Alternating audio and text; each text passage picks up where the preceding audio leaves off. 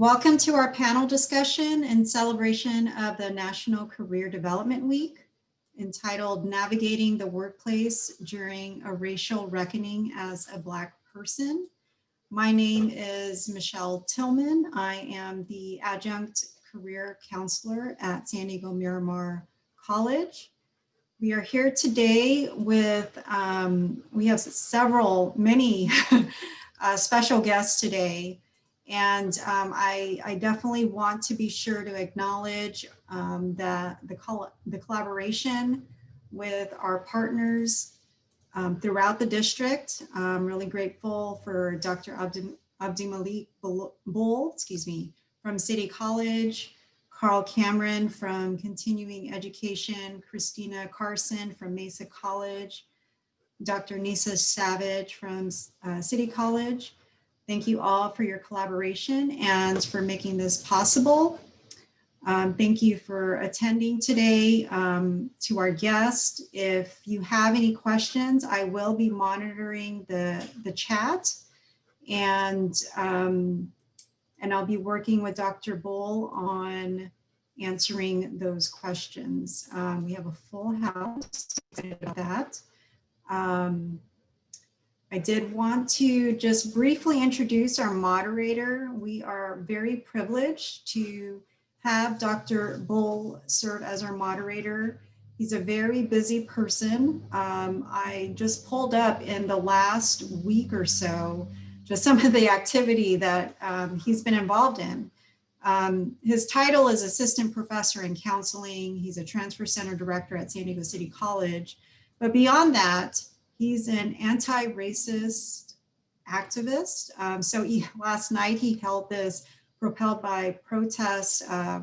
He participated in a student-led discussion around that. And last week he was involved in this career leaders redesigning with equity and careers in mind. He's a task force member of the it's ASCCC, Academic Senate for California Community Colleges, Diversity and Inclusion Task Force. He's a task force member of that. I'm sorry, I've totally butchered that. So this is a picture of the plenary. And he's an award-winning professor, progressive practitioner, and emancipatory educator. He's amazing, and I'm really grateful that he's here to moderate the panel, and I'll go ahead and pass it off to him. Thank you, Michelle. And again, I want to echo Michelle's sentiments and thank the team that really organized this event. And all of you for being present. As we all know, we are dealing with a racial reckoning, a pandemic within a pandemic. The original sin of this nation, the pandemic of racism, conflated and compounded with COVID-19, which really unearthed a lot of the inequities and injustices that have already existed, but really brought them to the forefront. So to be race conscious in this era is to be human. To be race conscious in this era, in this moment, is to be human. To feel the empathy and pain and the plight of Black folks in this country and all folks who are suffering. And so today we wanted to not just take a moment to talk about career, but have a focus on the Black experience and the racial reckoning in the career. And we have put together a phenomenal all-star studded panel. First up, we have Dr. Ricky Pope, who's a psychologist at San Diego State University. He's an alumni of San Diego Mesa College. He received his PhD in counseling psychology from Western Michigan University back in 2018. As a first-generation student, his studies began at San Diego Mesa College, where he benefited from the TRIO program. He was the president of the BSU and a member of Phi Beta. He also worked as a peer ambassador and he earned his associate's degree in transfer and transferred to San Diego State, where he graduated with a bachelor's and master's degree. He now provides therapeutic services at counseling and psychological services within SDSU to SDSU college students. Dr. Pope takes pleasure in assisting transfer students to navigate college and persist towards degree completion. His general clinical interests involve working with emerging adults, racial and ethnic identity concerns, treatment of depression and anxiety, men's issues, and group psychotherapy. His research interests involve critical considerations of racism and equity in education, service delivered to underrepresented populations, and the study of organized structures and participant outcomes in a justice setting. So welcome to our panel, Dr. Ricky Pope. So we go a little bit up north to Miramar College. We have David Resilient, whose last name is pronounced like resilience, as you stated earlier. He's a strategy analyst at RID Labs. He's an alumnus of Miramar College. He was born in Miami, Florida, and raised in Brooklyn, New York. All right. After graduating from high school, he joined the Marine Corps primarily for the educational benefits. He used these benefits to achieve his associates at San Diego Miramar College and his bachelor's and master's degree from UCSD. Mr. Resilient has worked as a consultant with CACI International and a project management consultant with Booz Allen Hamilton. He currently works as a strategy analyst for RID Labs, an artificial intelligence platform that provides automated tutoring and helps students achieve their educational goals in the most efficient way. This job appealed to him because part of RID's mission is to reduce educational inequity. So we have some social and educational justice advocates. Next up, we have my boss, our dean, Dr. Nisha Savage. She's currently the Dean of Student Development and Matriculation and Personal Growth at San Diego City College. She currently serves in this role. Previously, she served as the chair of the Counseling Department and Personal Growth at City College for 4 years. During her tenure as a student service community college employee, she served as the director of the CHIO program and coordinator of the first year experience program. Additionally, Dr. Savage is the founder of the Hermanos United Brothers United Who program. We just had 300 plus people at their last conference, and she was actually awarded a scholarship on her behalf. This program was designed to improve the outcomes of men of color. Dr. Savage co-authored a grant proposal, Dr. Harris and Dr. Wood, and the funding was used to design a program to improve the outcome of formerly incarcerated men of color. Dr. Savage earned her doctorate degree in education leadership from San Diego State, and she graduated from the master's program with an emphasis in multicultural counseling and social justice, known as CBB. She also is a part of the community college system, getting her associate's degree from Santa Ana College. Next up, we have Mr. Dion Winters. Dion Winters is a product of not just San Diego Mesa College, but also San Diego Continuing Education. Dion Winters wanted to cook his whole life, and that decision was saved him from the criminal justice system. He completed his culinary arts certificate program at San Diego Continuing Education, located just a few miles away from his home, Lincoln Park, Southeast San Diego. Proud products. We love you, Dion, for that. Winters completed SDEC's 36-week culinary arts program that emphasized the basic principles of cooking, theory, food prep, safe food handling, and pastry making. Students practice developing menus and managing food costs to gain a better understanding of the restaurant business. Currently, Mr. Winters lives in Glendale, Arizona, but he's committed to his community in San Diego and cook for Top Golf. He decided to relocate to Arizona due to the unfortunate passing of his grandmother due to COVID-19. His future ambitions are to expand his skills as a cook and to share his story to serve as an example to many who are finding their way. And we hope you come back home and make that Black business restaurant, because it's going to be popping, Mr. Winters. And we have, last but not least, Miss Demi Hill. And I'm going to transition here. Yes, Ms. Demi Hill is a long-term advocate to the government and social services system and has served our American communities for more than 20 plus years with experience in juvenile justice, homelessness, and child welfare. Dr. Hill is a first-generation college graduate, completing more than 15 years of education. She holds an AS in healthcare, a bachelor's degree in business management, a master's degree in public relations, and a doctorate degree in public admin from Cal Baptist University. Dr. Hill is currently the Deputy Director of Housing for the City of Stockton and provides independent consulting to organizations on state and federal special projects. Dr. Hill is also a commissioner for the San Diego Juvenile Justice Commission, appointed by the state of California. As an African-American woman and mother of 4 young Black men, she was once a continuing education student struggling to graduate high school on time. She was involved in the child welfare and justice system by the age of 13. Her teachers and mentors inspired her to do better and get an education, and now she is reaching back and doing the same with us. So, ladies and gentlemen, this is the phenomenal all-star study panel that we've put together this afternoon. And I want to just kind of start with you, Dr. Hill. We'll kind of work backwards. Just kind of opening this question: how did you come up with career, what was your career path, and how did you get to where you are today? Oh, that's a long story. I didn't know what I wanted to do, but I had a lot of great people in my life that told me that I needed to finish school. And people said go to college, but nobody really taught me how because none of them had ever went. So I had to learn on my own. And, being in the justice system and the child welfare system at such a young age, it really impacted my education because when you move from facility to facility, you have low bonding to schools or educational attainment. So when I finally decided that I was going to finish high school, I had a lot of catching up to do. And so I attended Mid-City Continuing Ed, and that allowed me to focus on my education, get done with school even 6 months early, graduate high school 6 months early, and just really grind it out, and then to start community college. It's been a long path to get to where I'm at. I've had to work extremely hard to be, working for the government at the level that I'm working now.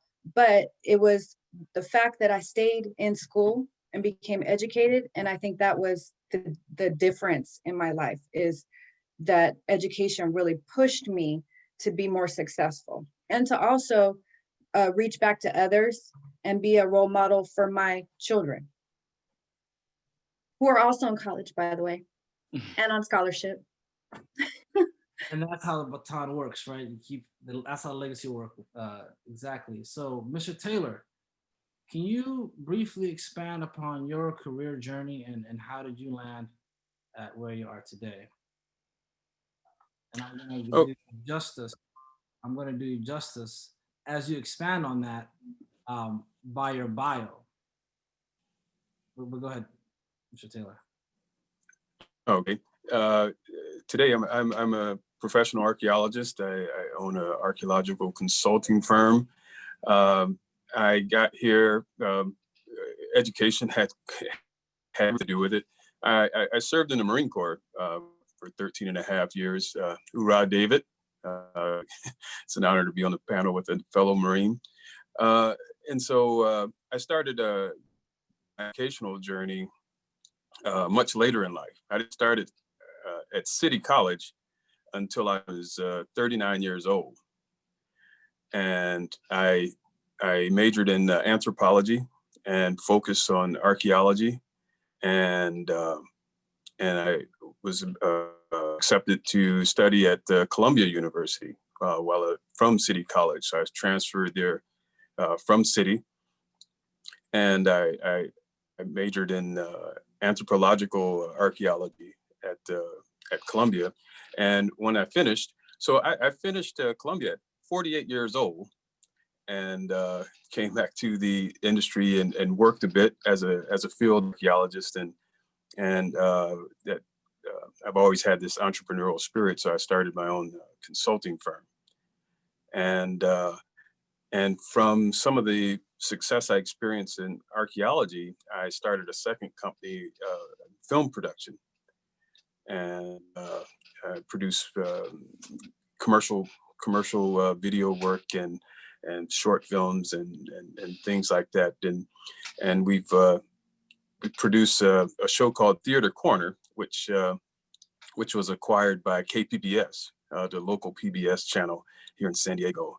And if you take a look at it, you'll see me as the host of that TV program. So that's where I am now and kind of how I got here. And we're going to come back to Mr. Taylor because his biography is pretty, his story is pretty profound as our panelist. But he currently serves also as the board of directors for the Old Globe Theater. Oh. The largest regional theater in the United States. The executive producer and director of Theater Corner, who you just mentioned, now was purchased by PBS. And part of the beautiful work that he does is that he showcases and highlights Black actors, playwrights, and directors, and other theater professionals in the industry. So not only is he giving life, but he's producing through his platform other Black artists. So, Mr. Taylor, thank you for the wonderful work that you've done and that you continue to do. we're going to transition to Dr. Pope. Dr. Pope, how did you arrive at your particular career? What was your journey It's long. That's a long story. like? And so I feel like just within this context of talking to folks here at the kind of community college level, I'd like to start there, but I would also jump ahead a little bit too. So I would say one of the most pivotal experiences for me was joining Psi Beta, the National Honor Society for psychology at the junior college level. It cost $50 to join this club. And I was like, damn, am I spending $50 to join a club? But I swear it's the best $50 I ever spent. And one of the things by being a part of Psi Beta at San Diego Mesa College was that I earned a grant to go to the American Psychological Association, or APA, and they paid for the whole damn thing. And so I'm flying across the country. They paid for the hotel, restaurants. I'm meeting Black psychologists. And for me, I was someone who had dropped out of high school and had no intention of going to college. And so I'm like, damn, school doesn't pay for me to go on a trip, and I got funding to go on to conferences. What is this?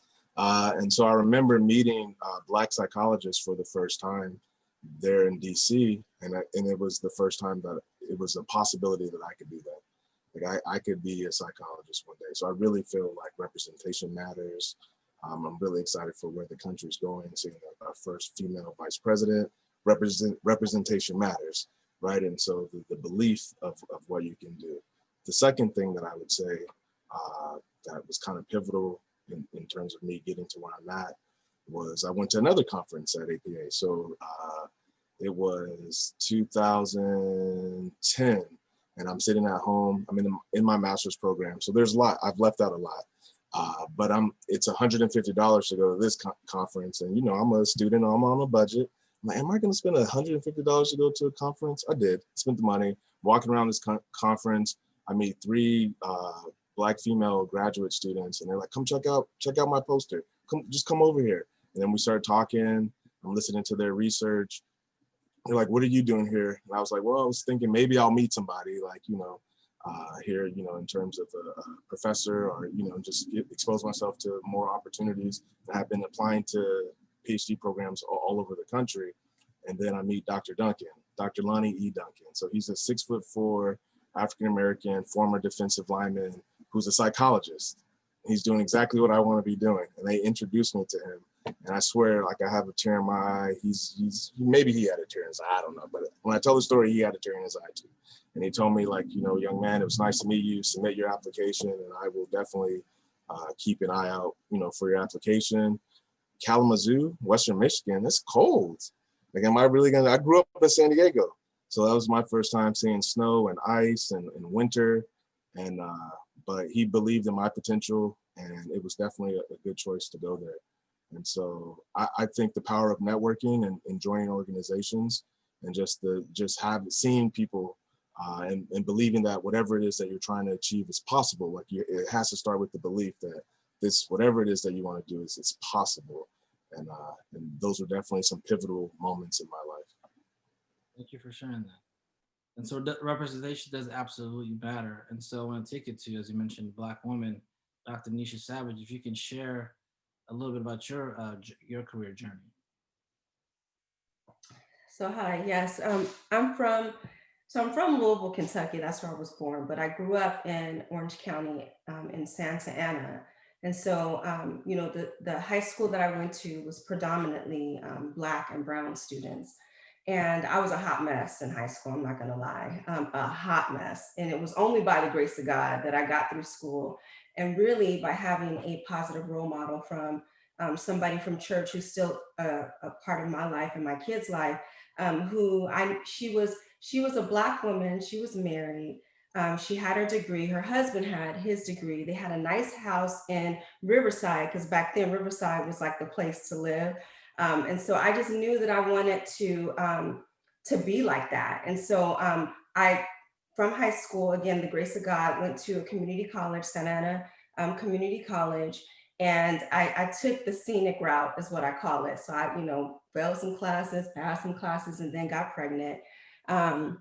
And so I have my oldest daughter, who's now 28, while I was going through college, and was, fortunate enough to be a part of like programs like EOPS and CalWorks. Back then it wasn't called CalWorks, it was TANF, but it was for students who were receiving public assistance. And so again, just having, I remember my EOPS counselor.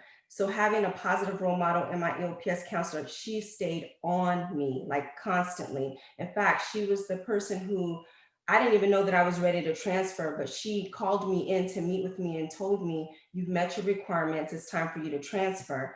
And so that's how I ended up transferring to San Diego State, where I received my bachelor's from San Diego State, went on to get my master's, and then my ADD. And so I would say, in terms of like how I ended up here, I'm grateful for all of my trials and tribulations. And in fact, I feel like it was my daughter who I had in college that was my inspiration to get through college, so that she could have a positive role model to follow after. And so I'm proud of her. My oldest daughter, went on to play collegiate soccer at USD. She then went to law school at Pepperdine, and then also got her MSW from USC. So she's has literally always been like my inspiration. And I actually have two other daughters as well. So raising Black women is also something that keeps me going. But in terms of like how I ended up in my role today, I knew that what my counselor gave to me back in Santa Ana, I wanted to give to others. And so I've really dedicated my entire career to building programming that supports Black students and Brown students so that they can have an opportunity to be successful. Excellent, excellent. And if you're doing some math and saying her oldest daughter's 28, Nisha's 29, just Yep, I'm going on 30. Dion, talk to us, my man. You and the AZ, from Southeast. How did you end up from Southeast and trying to bake and cook? Talk to us. How did that happen? So, first and foremost, I appreciate being on the panel with all these wonderful people. Shout out to Mom Dukes, Dr. Bridget Burden, who's tuned in. So, how did I get to where I'm at right now? It's a lot, and I'm a realist. So, I've been to jails, institutions, and seen a lot of death. Um, and I still have this fire inside of me of going. So fast forward from the tremendous past that, it's all splattered over the internet. So I'm not going to go into detail to that, but that's a significant part of my life. So it's like I cannot go into it because I have to, because that's just who I am. So just to give a little background of it is, when the 1A 2.5 came out, if those that are familiar with that case, I was a part of that case, Justice for SD 33. Once that happened, and the tremendous outlook of it, and seeing my mom tell me to fight because I was gonna give up, I was letting these people say all these tremendous things, like you're a menace to society, and everything, all because I had homies, and that's what we deal with today. And it's getting worse, especially in the workforce, and so I decided to go to San Diego Continuing Education because it was free and it was at ECC and it was right up the street from the house in Southeast. Who could beat that? So I took the course. I still was on federal probation, and it was a constant battle with school and dealing with them because they didn't want me to go to school. They wanted me to do what they wanted they wanted me to do what they was telling me, and I was just against it. So, sometimes you got to take it to the chin, right? And I did things that I knew will frustrate them because I'm not going to let you stop me from doing something that I love to do. My first job, I was 14 years old, at the Continental Catering. And we was cooking for a lot of people. So I'm young, making money, and I'm like, you know what? I'm gonna pursue that, and it was free. And what really got me here talking to you guys was Chef Liz. You know, I went through a situation where it was fight or flight. They was trying to send me back to prison because they didn't want me going to culinary school. I was doing so good. Um, Chef Liz, known me for 3 months at this time, wrote me a letter. You know, had San Diego continuing education emblem on it. Like, wrote me this phenomenon letter, and she just met me. And I went to court, had my chef coat on, had all my stuff, had the people supporting me. I had some people from City College, from the Emoja program. You know, shout out to you guys. I had these people that was entering in my life at this very specific moment where they knew it was either me fighting to go to school because I was doing something that I love. You know, I'm cooking for the community. I'm always giving back. My family is one huge major part of Southeast San Diego in the giving back and everything. So once I won that in court, that was the push for me. You know, that push made me to who I am, which is Chef Flavors. You know, and what led me to Arizona, it was my grandma passed of COVID in July, you know, and it's still fresh to me, but being out here, it's making my mind more clear and I'm at peace to where I could take what I have that I'm doing out here and bring it back to my community, you know. And like Dr. Bull said, waiting for those businesses and stuff is coming. You know, it's just time, patient, and that's something that I had to get away out of the circle still. You know, regardless of me going to school and everything, I had to get out of the circle. That's why I left City College, you know, in the Emoja program because I was still straddling the fence, and that's what happens when you're young and black, you know, and not smart, or your family don't have the money, you know, and stuff like that. So yeah. I appreciate you, Dion. I'm getting goosebumps, man. Just listening to your story. We're incredibly proud of you and love you for what you're doing. And if you're not familiar with the SD 33, 182.5 was a gang junction law that came out that decided to just incriminate all these young black men if they were associated with a gang that committed a crime. So essentially, Dion could be cooking in Arizona, but because there's a documented gang member that had a shooting altercation in Wisconsin, they decided to just arrest them. And so they arrested 33 young black men. A lot of them took plea deals because they didn't have the resources and support, and got, you know, records. And then some of them had support and family and fought through. And so when you talk about your story of literally showing up to court in your culinary outfit, your career saved your life. It So did. powerful, powerful. Thank you for sharing that, David, Dion. Thank you. Brother David, artificial intelligence. That means I'm not really intelligent. It's all an illusion. I am not intelligent. It's artificial. All right. So the question was, how did I get where I am now? Correct? Yes. All right. So just like the fellow panel members, I kind of took the scenic route. So it was, I think it was Robert Taylor and was it Dr. Savage? So joined the Marine Corps straight out of high school, and I joined primarily for the GI Bill because I know that they would pay for school. So I joined for the GI Bill, wanted to go to college, and the original plan was do 4 years and leave. It didn't work out that way. I did 10 years as a full-time Marine, and then I decided, all right, I've had enough of playing in the dirt. It's time to go to school and get what I originally came for, which was to go to school. So I started using the GI Bill. I became a part-time Marine, and that's when I started going to Miramar College and Mesa College. So went through the community college district, and the major was political science. And I transferred to UCSD after the community college. And at the same time, I'm a part-time Marine, and then a couple times I was a full-time Marine. So navigating career and school. There was one time I was a full-time Marine and a full-time student. Don't ever do that. But point being is it paid off, and then I ended up becoming a consultant and working as a project manager. and an instructor. So had a couple different roles after college, after school, and it all came back full circle in terms of I retired from the Marine Corps 3 years ago. So 10 years as a full-time Marine, 10 years as a part-time Marine.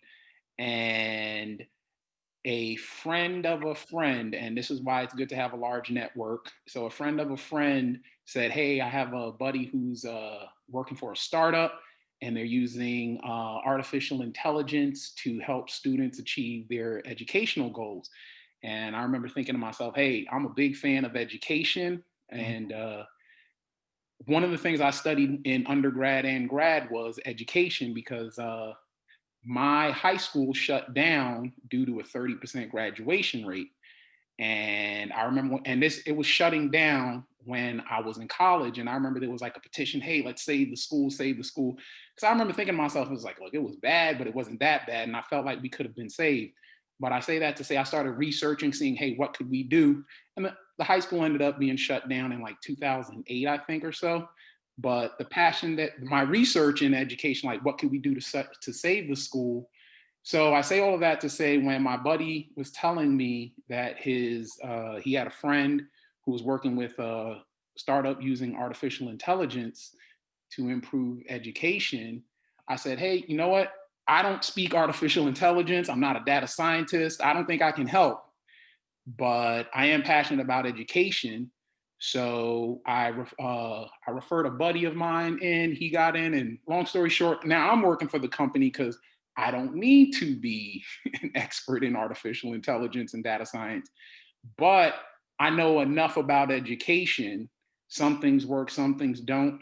And COVID is kind of exposed that remote learning is the future. So I feel like now I can participate. I wasn't able, or nobody was able to save my high school, but I feel like we can save some of those hidden gems out there. And that's a term I use, like, not everybody at my high school was a lost cause, but like nobody cared. So I feel like with artificial intelligence, you can find those hidden gems and then you can develop them. So it's all coming full circle. So I say that to say, joining the Marine Corps so I can go to college, and then I go to college and I study education, and now I'm working for an education technology firm. And throughout that equation, San Diego Miramar College did play a huge part. And I'll just leave it right there. Absolutely. So we're going to take it from one Marine to another Marine. And I didn't do him justice by not reading his bio fully, but Mr. Taylor is not only a product of City College, but he's an archaeologist. He's the president of the NWB Environmental Services, LLC, a cultural resource management firm specializing in an array of archaeological services, including FAA complaint aerial services using drones. Mr. Taylor served 13 and a half years honorably, and he went from City College to Columbia, Ivy League. And they say it's in Manhattan, but it's really, In Harlem. It's Harlem. Stop Harlem. So the next question that I have for you, Mr. Taylor, is a recent survey came out saying 64% of African-American workers believe that their workplace struggles with racism and discrimination. How has the recent racial reckoning impacted your work environment and your relationships? And then also take us to a next level depth of analysis of you being an entrepreneur. How has it not? I would probably have to start at the point of how it has not affected me. Being a business owner,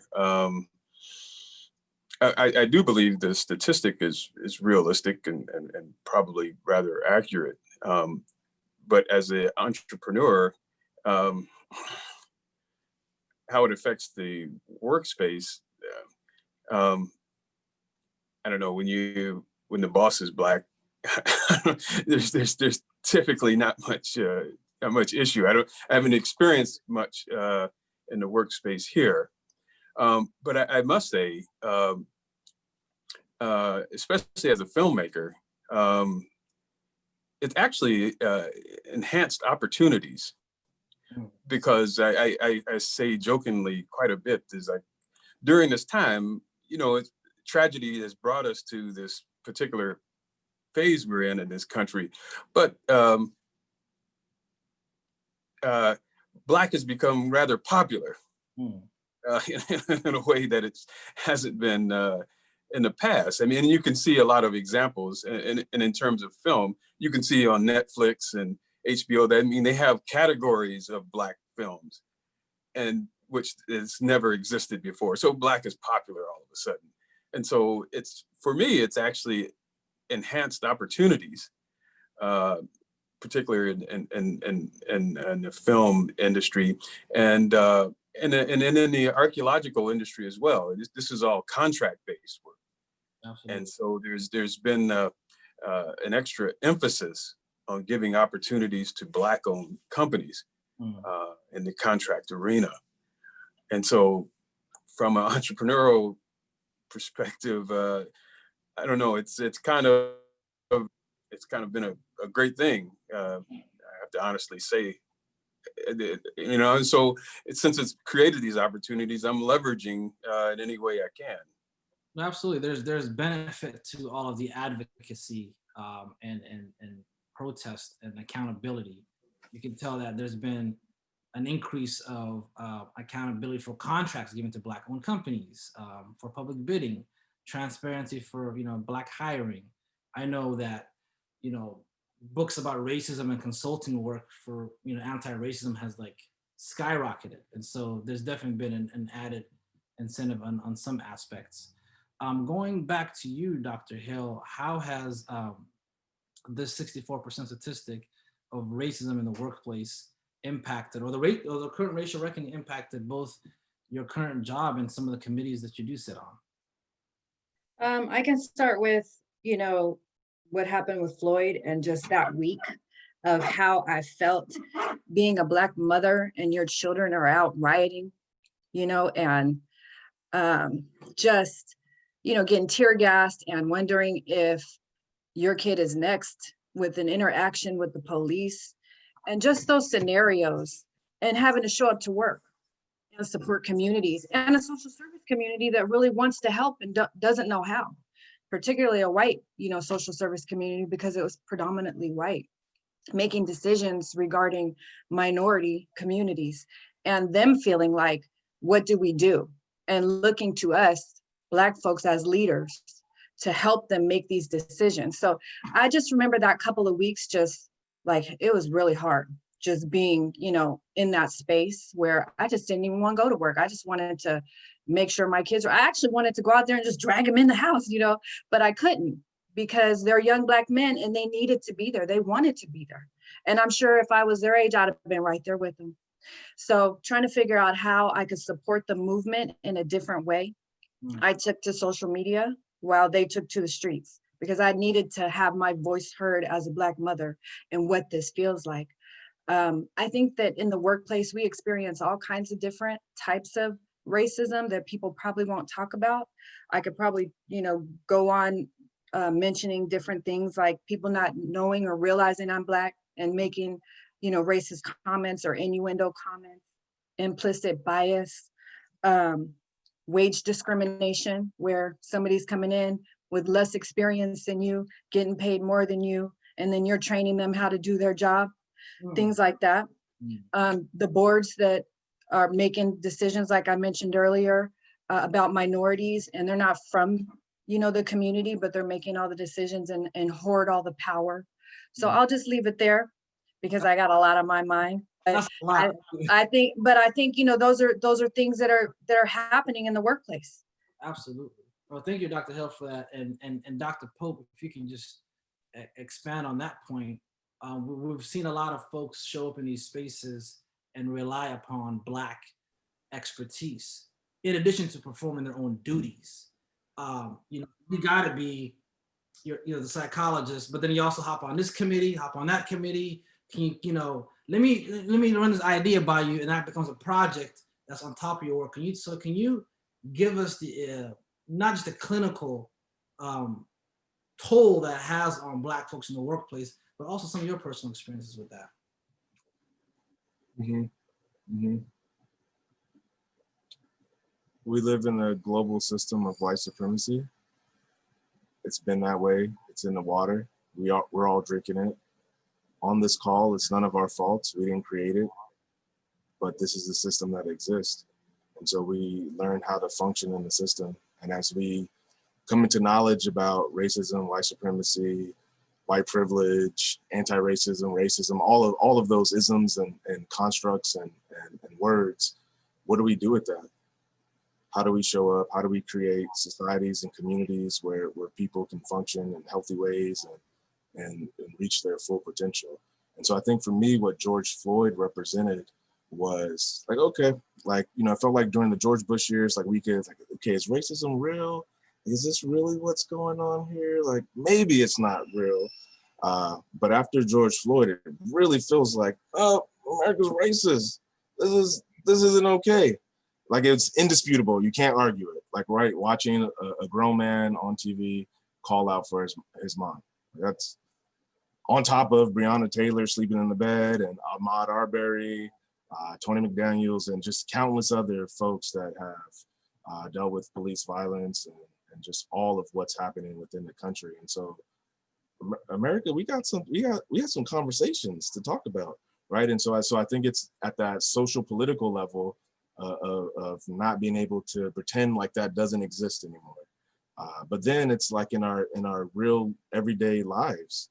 Now we got to talk about this at work, and we got to talk about this in spaces, and maybe there might be some people I don't want to talk to anymore, right? Or if I'm a white person, I might not know how to, and I'm generalizing, but I might not know how to talk about these issues, and I don't want to offend anybody. And so there's this thing that we're all grappling with, you know, within the country and within our local communities, and it's really racism and not necessarily always at the individual level, but just these systems that maintain racism.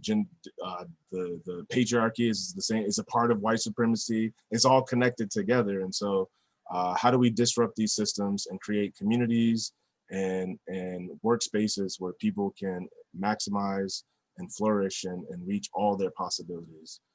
Why was it so hard? Why did Dion have to go through all that he had to go through in order to show up in the world and cook, right? Like, why can't we get this brother a restaurant? I want some soul food. I want some good eating here, right? And so why is it so hard to get this brother an opportunity to be here in San Diego and just showing up the way that I feel like San Diego could do better, right? Like as a community, but I feel like it's the scarcity of resources, and that's really what politics and racism are about. Like, you're gonna take something from me, right? And I feel like there's an abundance of resources and there's untapped potential, and kind of connecting, I think, to what Michael was talking about the contracts and those opportunities. I'm going to capitalize on this, right? And so I think like racism, microaggressions, like the unconscious bias, like all of that shows up, it's really limiting and it's not sustainable, right? Like we can't keep going and functioning that kind of way in society. It's not sustainable.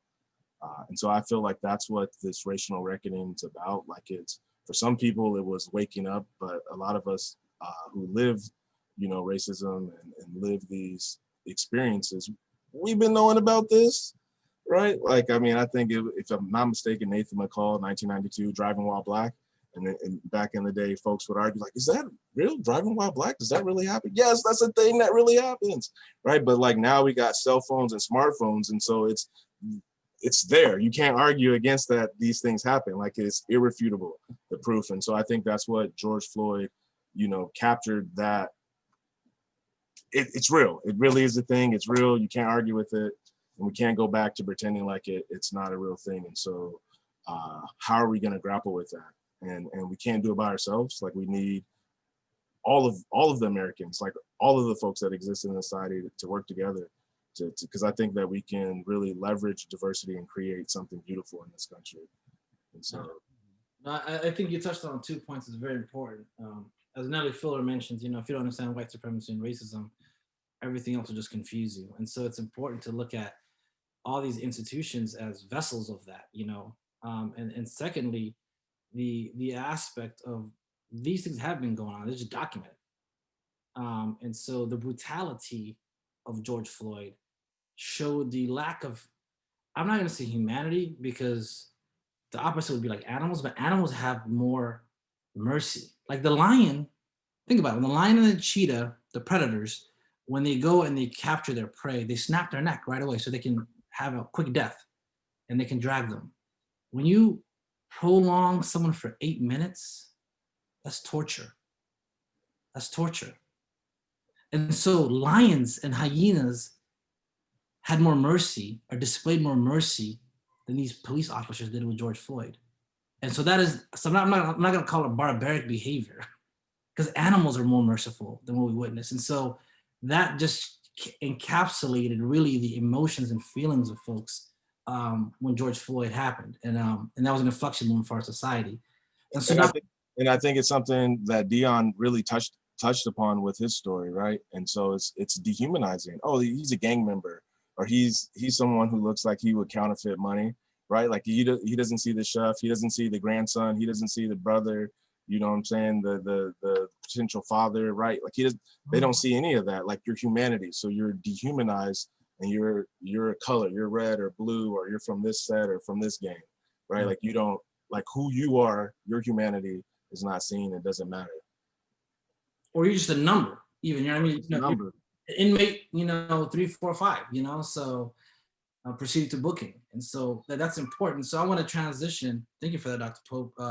Dr. Savage, how has your work environment changed during this racial reckoning? I know that you've been involved in all these webinars, and you hosted several, really region-wide talks with Black women and Black students. And so how's your racial environment changed since the racial reckoning?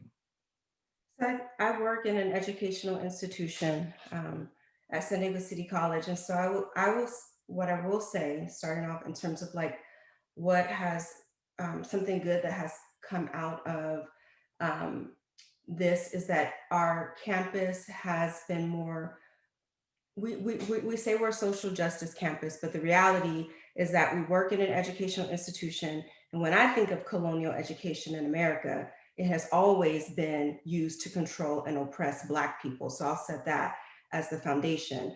And so, however, we have had more opportunities to have dialogues with our white colleagues or non-Black colleagues, so that we can talk about raising folks' racial literacy, right? And so, when I think about, again, how you mentioned Nellie Fuller, the institutions that uphold white supremacy, because that's really what we're talking about. When we talk about racism, that's a symptom of the larger problem, which is white supremacy. And so for me, when we look to have these conversations and these dialogues with our colleagues, we can't just address racism, because that's any prejudice against someone based on race.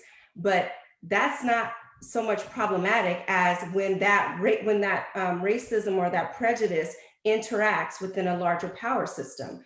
Does that racism affect my ability to get a job? Does that racism affect my ability to walk down the street to the corner store and not be killed by a cop? Does that racism, increase the wealth gap between Black and white people? So for me, I feel like I'll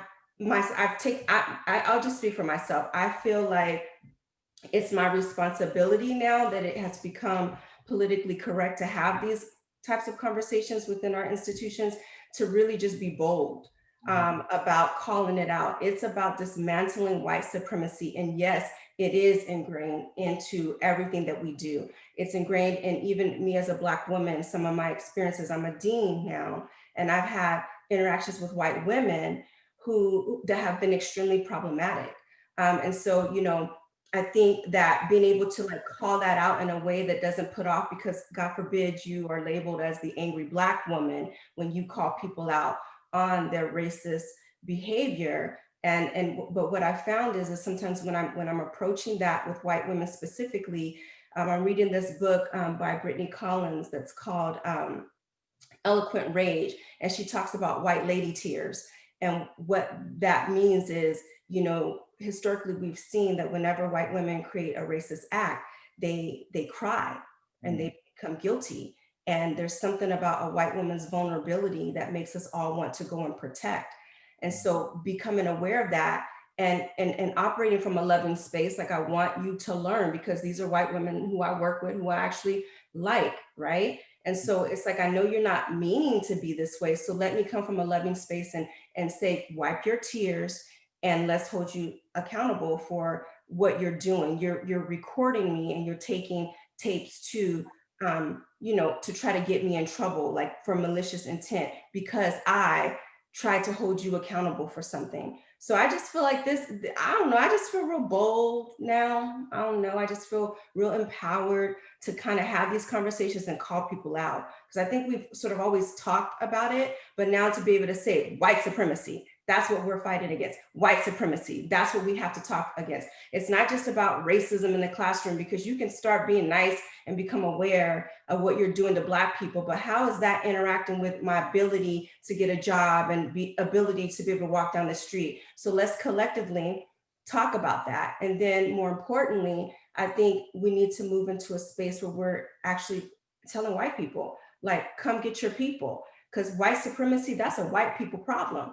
I can't fix that, but white people can. You can start holding each other accountable. And I think I'm using that type of language more. And so, thankfully I have, do have retreat rights in my job. And so, I am a little empowered in that way, but I just think we just need to start calling a spade a spade. It's about white supremacy. We got to dismantle that before we can see significant change.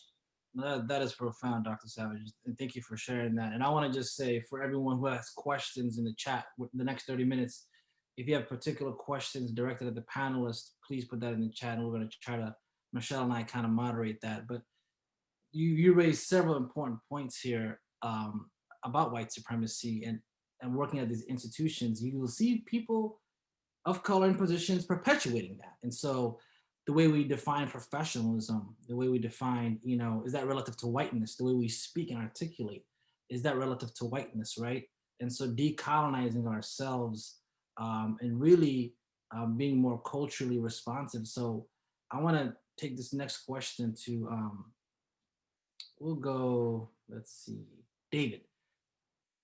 How has your work been impacted, particularly with the racial reckoning, and what have you, personally experienced? So at a previous employer, and I'm purposely not saying their name, so they hired me, and it was a weird hiring process. And as time went on, it kind of made sense to me. I felt like I was a diversity hire. And I say that to say the company previously had one Black employee, and they had about 250 employees, but only one was Black. And also, this was after the George Floyd. It was around the same time, so that was when I was applying for the job. But I say that to say, I come on board, it was a funky hiring process, which was like strike one. And then strike two was, they're trying to have all this Black Lives Matter like initiatives and everything. I think they expected me to participate. And I started thinking to myself, like, why is everybody wanting me? So when they wanting me to participate or whatever, and I remember like my boss sent me, he was just like, hey, don't be afraid to participate. You're part of the family now and everything. And so I say all of that to say that the Black Lives Matter movement, this racial reckoning. So I ended up leaving the company, and there were a bunch of other red flags, but I say that to say, I felt like, one, I was a diversity hire. They didn't really mean it. Mm-hmm. And two, they were doing all these like Black Lives Matter initiatives, and I felt like everything was just super basic. And I felt like they were doing it because everybody was doing it. Google was doing it, Microsoft. So I felt like it was fashionable, or that was the fad, and that's why they were doing it. But I didn't feel like their hearts were in it, because I ended up overhearing a conversation, like the committee that was planning what their Black Lives Matter initiatives were going to be. It felt like it was a job. Like it was just like, okay, what are we going to do? All right, let's just do this and get it over with. And so I ended up leaving the company, and one of the things was I had this moment where I was just like, all right, look, do I voice my concerns? Because I just stayed quiet the whole time. I'm not a naturally quiet person, but I'm there just feeling them out. I was only on the job for like 3 months before I ended up starting this job. But I say that to say, I finally felt like, all right, this is just a joke. This is my sense. I was a diversity hire. They're doing a bunch of things that they don't really want to do. And by diversity hire, you mean tokenism, right? Yes. So that's what I mean by diversity hire. Like, how are you going to do a Black Lives Matter initiative and you only have one Black employee? So they doubled it. Now I'm the next one. We done increased our hirings by 100%. We have David now. But and something else that they did was they brought me on one. Like I said, there was a funky hiring process. They brought me on significantly less to what we had agreed to in terms of salary. And then they said, oh, we had to do this due to COVID. And then they immediately hired somebody for the same role at like a significantly higher salary. And I'm just like, well, you just said that you're not hiring or you had to reduce the salary due to COVID, but then you just posted the job with higher than what I had agreed to. So I just say that to say it was, and then they ended up hiring the guy. So I say all of that to say like, all right, and it was a young white guy. And I was just like, okay, this doesn't make sense. So where I'm going with all of this was there was a point where I was just like, okay, do I voice my concerns or just leave, just ghost? So I ended up leaving because I was only there for 3 months. I didn't really know anybody that well and I didn't trust them. And I felt like there was a bunch of shadiness going on. And I don't know whatever happened to them, but I think this racial reckoning is just like, okay, you don't want to be the angry Black guy, but you kind of want to address what they're doing. So that kind of put me in an uncomfortable situation. So I just left, and I don't recommend doing this. Well, I don't know, depending on, so I just sent them an email. It was on Labor Day. It was like, leaving this company ASAP. That was the subject. I was like, all right, I'm out. And they tried to talk about it, and I was like, I have nothing to say. So I say that to say, I think that's something that, I don't know if that was a right move or not, because I didn't feel that talking about it would have changed anything. They are who they are. Like, you can't have like 250 employees and only have one Black person. David, like, you knew your self-value, you knew your self-worth. Yes. You want to be tokenized. And so, whether it's the right move or not, what felt right with you was like, I am understanding of my value, my worth, and I will be not tokenized and use a symbolic gesture in that process. That's powerful. Well, so one of the things also was I sensed that there's a difference between the leadership and the rest of the employees. And I felt that the more junior people, they weren't like, they were more open, diverse and everything. But I felt like it was more the leadership was culturally and racially clueless. So I won't just paint a broad brush and say that, oh, the whole company was. So part of me, and I mean, we'll never know now, is just like, should I have addressed it and say, look, if you really want to do something for Black Lives Matter, this is what you need to do, or just let it go and, well, you just lost 50% of your Black population. So that's something we'll never know, but I have a feeling that's something that I'm not the only one going through, where it's like, do you fight the power, go with the flow? How do you solve this? That's an excellent point, David. And there's no right or wrong answer to that.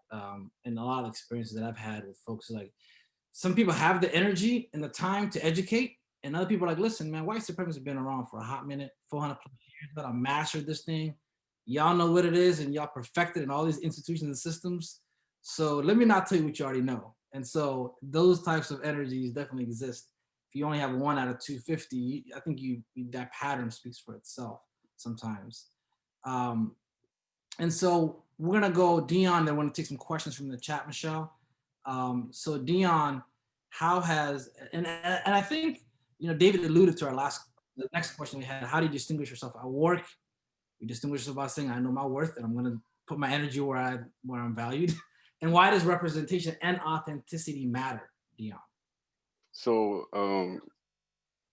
that's funny that David just like hit the nail right on the head, you know, especially because the last job, and I'm not going to mention their names, but if you've seen the YouTube on KPBS and everything, then you know that I was the guinea pig. I was the only black person in the kitchen working at this bar, restaurant, nightclub, you know, and I remember I started in January this year, right after I finished culinary school.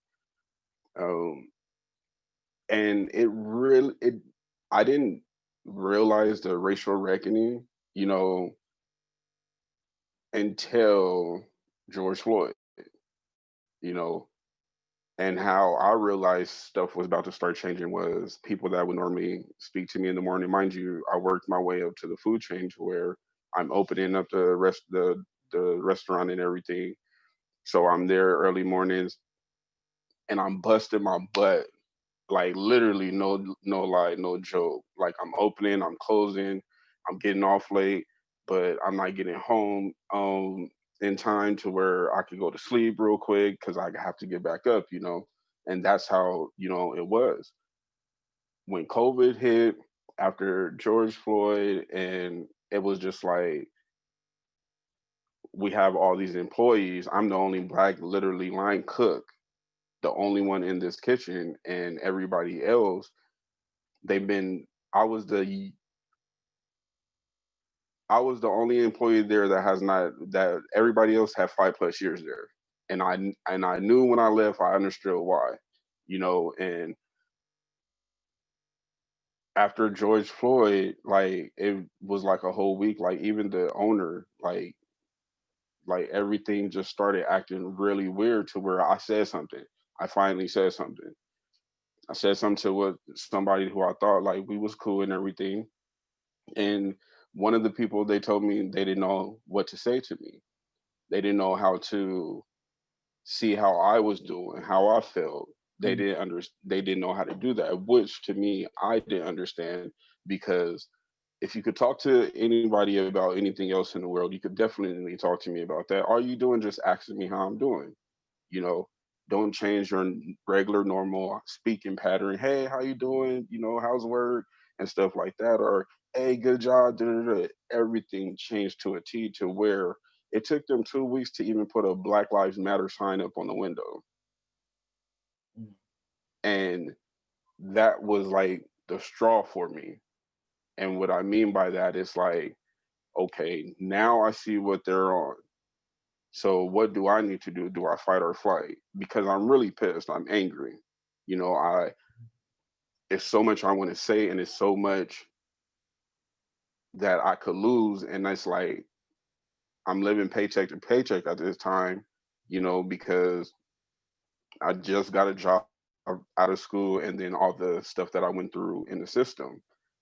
Mm. So I chose the decision to keep my mouth closed, harbor everything in, pray, talk to my family about it, you know, get upset, you know, many a times where I call my mom or my dad, just like really, really upset, or my friends, and like I really want to hurt, you know, this person because I didn't realize how much they envied us to where they hated us, you know, that the knowledge is up here and now we're finally using it. They've been abusing us from having and speaking our mind for so many years to where I've noticed that with everything now today, if you really take a really glimpse at what's been happening in this timeline, the bolder we have gotten as African American people, men and women, the lesser I mean, the more the threat, but lesser the chance of really making it, you know, because now we have these high powered people in office, you know, and any chance they get, they want to stop us. And they use us as guinea pigs. And again, money is the root of all evil. You know, you got people that's never been in higher positions to this day. I have a culinary certificate. I qualify over 57 competencies. You think I get paid like the next employee who has no experience but just been working there for 2 years? No, because that doesn't matter to them. In California, it didn't matter. Now I'm in Arizona, flip it. This used to be a red state, right? I experienced the white supremacy up here. I've seen it with my own eyes. Mind you, the fact that you could actually holster a gun, it scares the crap out of me. Mhm. But going taken to work during the election, that the stuff that just happened, I'm up here. The Mhm. difference from working from a big company and the small companies that I've experienced, I like where I'm at because I could speak, I could voice my opinion. They hear me, they see and they read up on me, of course, and it's giving me the opportunity to be the best of my ability to be transparent. Where in some workplaces they don't allow you to be transparent, or you just don't allow yourself. In the moment I allowed myself to be transparent, things started working. You know, the experiences that learned in the workforce down there, I've taken up here, and I've only been gone from you guys for a few months, and that's a lot because the fact that it took George Floyd, Breonna Taylor, and so forth, and everything, and even COVID to hit for us to even sit here and have this panel today to talk about the racial reckoning in the workplace. I'm Sure. 32 years old. I'm still young, so I've experienced it, still going through it, and the only thing that keeps me going is the knowledge that I have up here to continue to remain my own peace. Because the best thing that's been going on for me is being transparent with these white people. You know, Mhm. I have to be transparent with these white people, and the reason why I say white people because they all that's all up in there. You know, I've never worked for a company where I had a African American owner, and the reason why I say that because it's a huge difference. Mhm. You could tell, but also you could tell the ability of the person of what they went through in life, and that's going to tell and make them the best CEO and everything because the past carries you to your future. You know, Absolutely. you can't hide it. So yeah. Well, thank you for sharing that. Very powerful. And at this stage, I want to bring in Michelle, and really encourage the audience. If you have any questions dedicated to our phenomenal virtual round of applause for our phenomenal panel here. I'm really talking about their powerful journeys. See the virtual collapse and the physical collapse. Good. And so we're gonna the next 20 minutes here take some questions, and if you want to direct it to a particular panelist, feel free to do so. Michelle, you want to take on the first question? Yes, absolutely. Thank you all for submitting your questions in the chat. Thank you to our panelists. I got goosebumps several times. My heart went out several times. I really appreciate you sharing your stories, and I really felt like you connected with our guests. The first question I have that was sent by Race Bennett. I think I need a little bit of clarification. How has racism affected you pressuring your careers? That was the first question that was posed.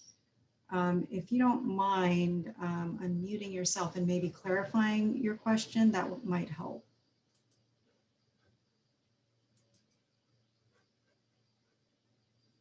Or if anyone understands the question and is able to answer it, that would be good too. Maybe they was trying to say pursue your career. Probably a typo. I'd like to make a comment on that question. Sure. Sometimes things seem a little bleak here when we talk about racism. Just like Ricky said, this has been around for a long time. I was born in Montgomery, Alabama, so kind of the heart of the civil rights movement and such. But I know we have a lot of students perhaps attending this panel, but I would encourage everybody to recognize, you know, the racism and all that stuff, but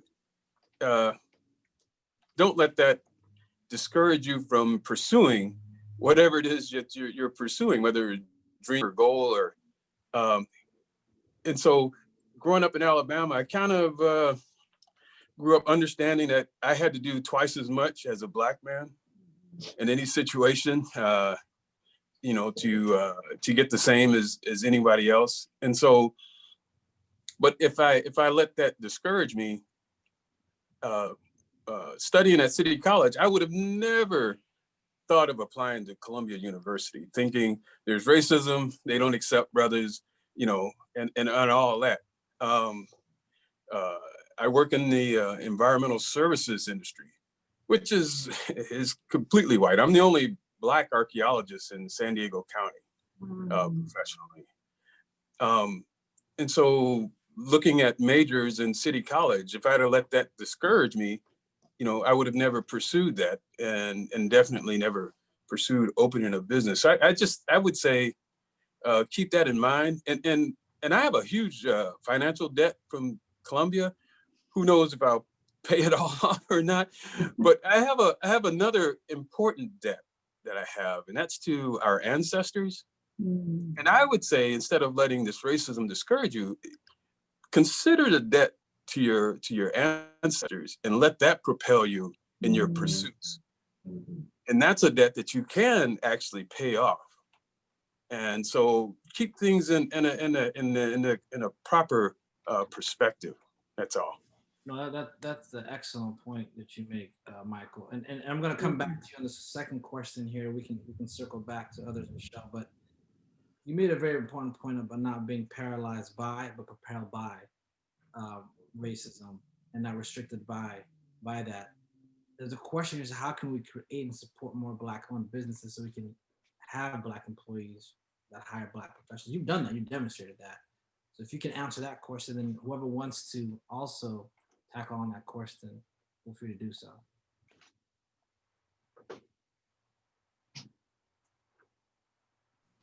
I'm sorry. I think I might have. How can we create and support more Black-owned businesses so we can have Black employers that hire Black professionals? And I know that you, with the Black Chamber of Commerce, you're in some of these networks. So if you can kind of, you know, I think Black business ownership is primarily a business ownership in general is about creating generational wealth. And so, as much as it has to do with you, it has even much more to do with your, you know, your kids and their kids. I think Damian Dash actually says he doesn't hustle for his first name, he hustles for his last name. And so perhaps just being courageous enough to even go into entrepreneurship with the focus in mind that it has much more to do with what you're leaving behind and what you're establishing. And so it's the best way to create Black business is if Black folks, you know, stay entrepreneurial minded and just be courageous enough to jump out there. And I know it's a lot more to it than just to say that, but you know, this is my perspective. Thank you so much for answering that. I did want, there were some questions that were directed to our women panelists. So one question was, how does an African American woman deal with inappropriate behavior from her white male boss? Fear of recourse or retaliation is very real. Do any of Dr. Demi Hill or Dr. Nisha Savage want to answer that question? I can jump in here real quick. You have to make a choice. Are you going to put up with it? Are you going to file a complaint and take it that route, which sometimes, you know, you worry about damaging your character, or do you up and leave? These are really hard choices that people have to make, but one thing is for certain is that you can't stay in that situation. So you're going to have to make a decision if this is how you want to work and live your life, or if you're going to get out of that situation and move. And I've personally been in that situation, not with a male, but with a female, and where, you know, I've been working in this field for a really long time, and I had a really nice lawsuit, and I'm sure I would have won. at all costs because of the things that I was able to document over time that really showed that there was, some serious racism going on. But I chose not to. And that was to save my own reputation and my character, because when you make that decision, you have to live with it. And that can damage your reputation. Or I could have made the decision to complain and filed a complaint and went through that whole legal process and walked out a winner with a significant amount of money. But in this situation, because I wanted to protect my character, it was in my best interest just to part ways. And I was really glad that I did that. I do want to mention on the last question about, Black ownership of businesses, because I'm also an entrepreneur and I own a company and do, contracting with the state. I think it's our responsibility to get into these leadership roles within companies, but as well as, you can own your own company. I work full time for a government and I own my own business as well. And it takes people like us to get into these leadership positions to be able to reach back to other people, hire them, bring them on, teach them, train them up, so that we can be in these roles, positions, because there's not enough in these leadership positions, particularly in San Diego. In government in San Diego and social services, there's not enough representation. And these are the folks making decisions about the minority communities. So we need to educate ourselves, become those business owners, even if it's a micro business. I don't care if you're selling t-shirts out of the back of your trunk. You can create another income stream and side hustle. So I just wanted to mention that, because that's how we get ahead, and that is how we help other people get ahead. I would also add that, I think one of the things that for me, I'm constantly like reflecting on my why, right? And how we talked about like what brought us to these positions. And so when I think about, what I initially said in terms of like growing up in Santa Ana, going to a high school that was predominantly Black and Brown students and just in an impoverished area, being under-resourced, just knowing that, I come from that and here I am now, like I have an obligation and a responsibility, to make sure that when I'm whatever space I'm in, that I show up for all of those Black and Brown folks that need to also be in these positions. So that sort of empowers me. And I think just my personality in general, I don't have, my boss is not white. I actually, my president is Black and my VP is Black. And so, but I don't think that would matter, because when I was a faculty member, my boss was white. And again, thinking about my why, I'm here for a reason, in terms of what Michael Taylor said. Yes, we have our ancestors paid a huge debt and made great sacrifices for us to be here. So shame on me if I show up in this space and don't show up whole. Amin just had a webinar called Compounded Oppression, Sister Circle. And one of the panelists, powerful woman, Yoma Ilu, she said that you show up as your whole self. Like you get what you get when you get me. Like I'm gonna come complete. Because I have a responsibility to do that. I have a responsibility to speak my truth. And again, for me, it's all about, white supremacy. We are operating within a system, and it's our complacency within that system that gives racism its power. So for me not to say nothing, it's like it's given that system power. And I will echo the sentiments about, owning your own business. I don't own my own business, but I absolutely, again, in terms of thinking about, systems that uphold white supremacy, there's a whole thought on Black economics and how, really, if we depend on the system, it's hard to dismantle it. But if we own our own, I believe in that wholly, like for us to own our own and support our own, so that we don't have to stay complacent within this system. Well, thank you for that, Dr. Savage. The next question I see here is from Jones. What type of systemic solution do you think can be put in place to handle white supremacy in the workforce, especially while accessing resources for the Black community? I'll say, you know, this is just my own thought. So there's two ways. You can build your own schools, which is always something that we could do. We have the skill set, we have the knowledge base, we're operating within the system now. And if we created our own, then I think that that's one route. Or we are in this system, we can work with our allies, or, you know, people who say they're co-conspirators, our white allies and white co-conspirators, to dismantle, to tear down, and to rebuild a system that supports Black folks, supports other marginalized groups, brown folks. We could do that. We are, especially in this environment where everyone is saying that they are about that life, then this is a time that we can actually make people prove that they are. So let's talk about how we are, you know, someone mentioned the weaponization of education. We are literally killing students in the classroom through our curriculum, our pedagogy, our interactions with our students of color, because majority of our instructors are white. Like, why can't the union address that? Why can't the academic senate address that? Like, we can do that if we had our white allies and white co-conspirators who say that they're really about it. We can actually dismantle from within. And I think that's one way of doing it as well.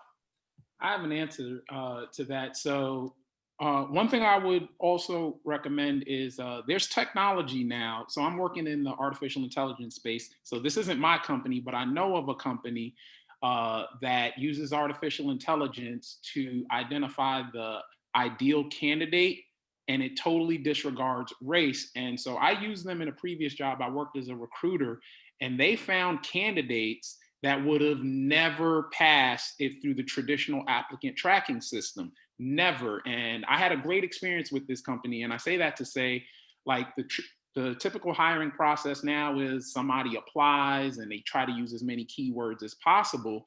So they gave us I interviewed a female candidate who had none of the keywords, none whatsoever.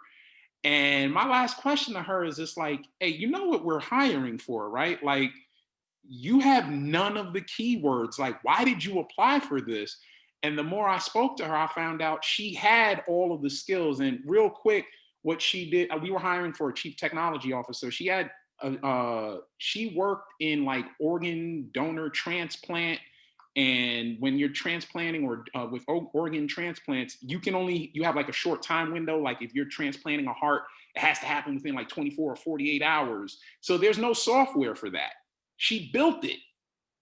And she cobbled together some different software and processes. And she ended up being one of my finalists. And I was just like, wow, the artificial intelligence found her. And she never had any of the skill set. None of the keywords. So that made me a big fan of artificial intelligence finding out, hey, what are your skills? What is your interest, your aptitude? And that way, we can find the ideal candidate regardless of race, sex, or any of the biases that are built in. So I say that to say, not that artificial intelligence, I mean, some of them are biased, but this company in particular, so you can have the people to people, you can have referrals, but artificial intelligence, there is a place to find the best candidate that disregards any racial bias. Well, okay. Before Dr. Bull closes us out, we have 4 minutes left. Thank you all for sharing your insight. I'm going to go ahead and add all our panelists to, I'm going to spotlight all our panelists here. And my last question, I know there's been a lot of great questions that were asked, but what is the best part about being Black? If everyone can share their thoughts on that, that would be awesome. Sweet potato pie.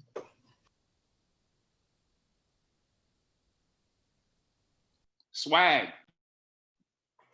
Resilient, beautiful, powerful, swag, soulful, musical, athletic, intelligent, brilliant.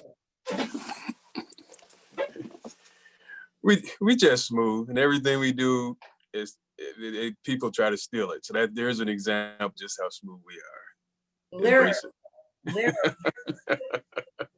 lyric. Knowing how to be in our piece, you know, knowing how to take things to the chin. You know, we are some powerful human beings, and we're threats to everybody. And we just have to realize that ourselves within, that we are powerful and Black is beautiful. We're also loving and forgiving. We don't just think about ourselves. When we are thinking about revolutionary movements, we bring in everybody with us. So we are the most loving, caring, supportive, forgiving people as well.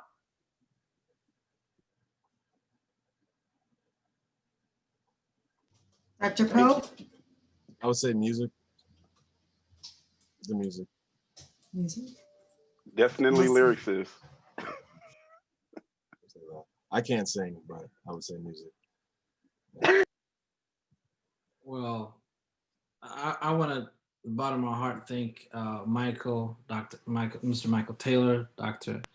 Hill, Dr. Savage, Dr. Pope, Mr. Deion Winters, and David Resilient for really giving us these cultural nutrients.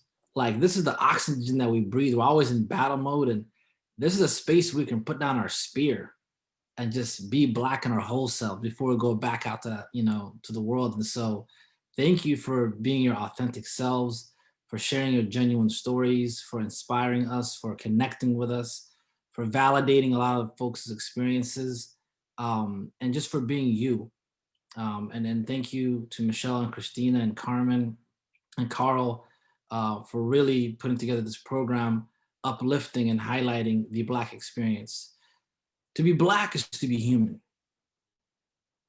To be Black is to be human. And I say that not just because the oldest bones were found in Africa and all that, but Black folks have displayed humanity in the midst of the most inhumane conditions. Can you imagine being married and having your spouse be raped by a master and come back? Can you imagine having your children stolen from you as soon as they reach puberty and they're able to work? And having to love. Can you imagine cooking and cleaning folks who have consistently and constantly oppressed you? In the midst of that, dance and think and create and innovate and love and be beautiful and be majestic for generations upon generations upon generations. Can you imagine coming to this country and having people say, oh, Black people in Georgia and Detroit and Philadelphia and saving this country from itself consistently and constantly? Black folks have been the moral compass and conscience of this nation since its inception. And so to be Black is to be human, is to be conscious, and that is the humanity that we bring. And to be racist is the opposite of that, is to dehumanize, to say you're 3/5 of a being, to say you're illegal. And so Black is just more than beautiful. It is majestic. Black lives more than matter. Mattering is the minimum. We don't just matter. I can't breathe as a call for just, I want to breathe. No, we should be able to not just survive, but to thrive. And so I hope that everyone walks away from this place looking at these profound stories of these panelists, showing us how it is to be human, to be parents, and to be fathers, and to be husbands, and to be professionals, and to be community members. And despite all of that, in spite of all of that, still show up and show out from our system. And so I know one of our panelists' name is Resilient. We're gonna put a CE on the back of that, and resilience is what Black folks are. So thank you, and keep being Black. Thank you all.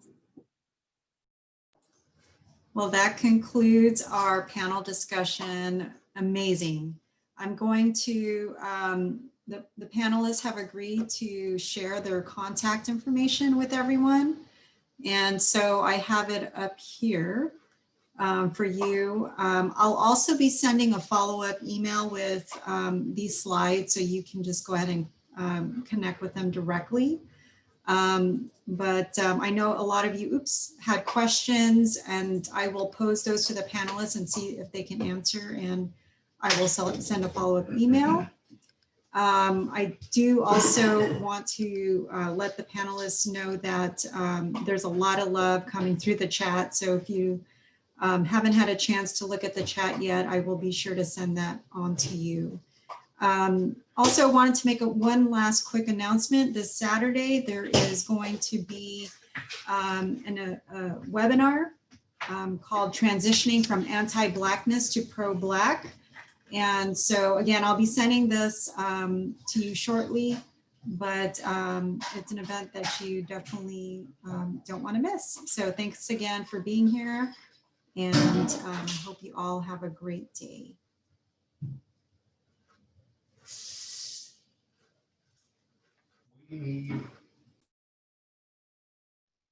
Bye, everyone.